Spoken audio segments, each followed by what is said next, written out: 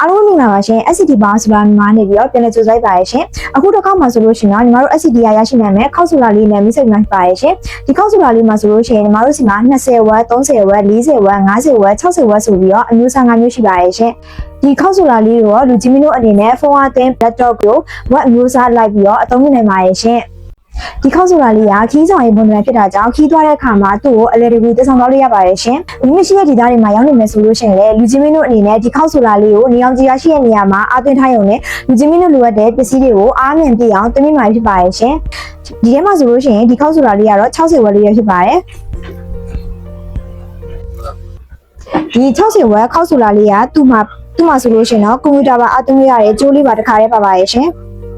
ဒီကြိုးလေးတွေပေါ့နော်ဒီကြိုးလေးတွေကိုတကြိုးနဲ့တကြိုးဒီလိုလေးဆက်သွဲပြီးတော့ဒီမှာပါငါသူ့ရဲ့ခေါင်းလေးပေါ့နော်ဒီလိုတစ်ခါလေးပါပြီးသားမို့လက်တော့တွေအာသွင်းမဲ့လူတွေအတွက်အရင်အဆင်ပြေလက်ကူပါရဲ့ရှင်ဒီလိုမျိုးလက်ကူစားအာသွင်းလို့ရပြီးတော့ခီးသွားရင်လည်းအလေးတကူတဆောင်သွားလို့ရတယ်ခောက်ဆိုလာလေးတွေကိုမှာယူနေဆိုရင်တော့ညီမတို့ SCD ရဲ့ Pay Messenger တို့မှာဟော hotline ဖုန်းများဖြစ်တဲ့399430 2860ခွန်ရှင်3992533030ပို့တိ6ကိုအခုပဲမြန်ဆက်သွယ်လိုက်ပါရှင်